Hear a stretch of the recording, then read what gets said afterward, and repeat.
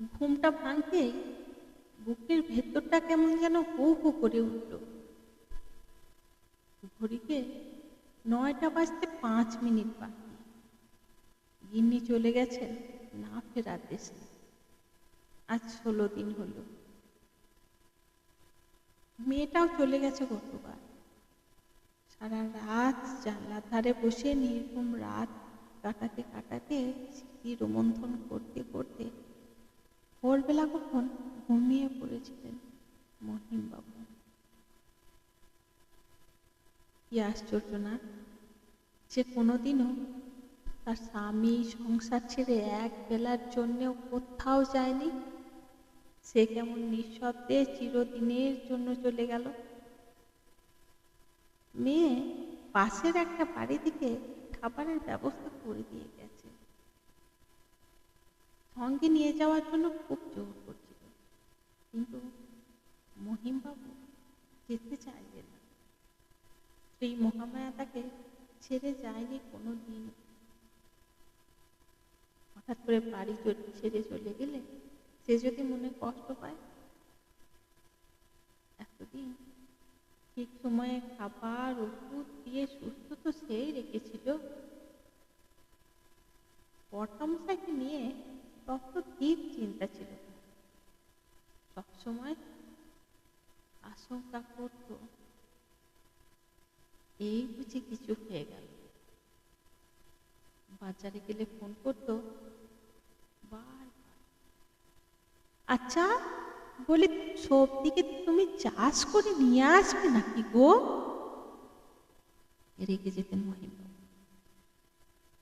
তোমার এই মোচা মারা কথাগুলো না বললেই নয়, তাই না? শান্তি হয় না মনে? স্নানে গেলেও মহামায়া দেবী চিৎকার করত, আচ্ছা তোমাকে ছিটকিনি বন্ধ করতে কে বলেছে বলো দেখি? বাথরুমে কি তুমি ব্রহ্মার ধ্যান শুরু করলে নাকি? বিড়বিড় করতেন মহিমবাবু। অতিষ্ঠ করে তুলবে এই মহিলা। কথার শেষে খোঁচা মারা কথাটা তাকে বলতেই হবে। সকালে 7টা বেজে গেলেই চিৎকার, আরে ওঠো নাকি, একটু হাঁটাহাঁটি করো। জমিদার মশাই। মহিমবাবু বিছানা থেকে পাল্টা জবাব দিতেন, এই শুরু হলো, এখন সারাটা দিন চলবে খোঁচা মারা কথা, না হলে ওনার আবার পেটের ভাত হজম হবে না। গিন্নি বলতো, বুঝবে বুঝবে, যেদিন আমি থাকবো না সেদিন আচ্ছা ধন টের পাবে।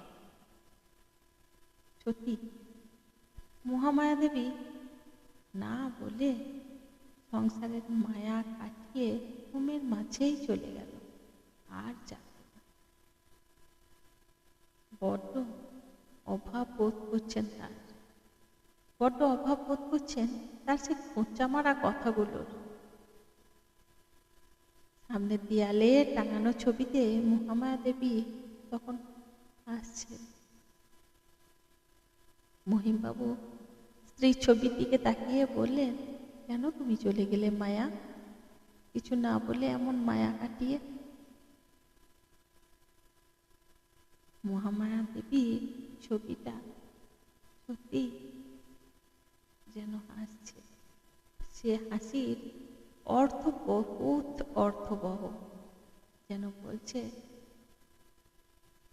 ভালোবাসার অর্থই যে অকারণে হারিয়ে ফেলার আশঙ্কা গো। কে কখন মায়া কাটিয়ে ছেড়ে চলে যাবে কে জানে। তাই ভালোবাসায় থাকুন, ভালোবেসে রাখুন, মায়ায় থাকুন, মায়ায় বেঁধে রাখুন। ধন্যবাদ।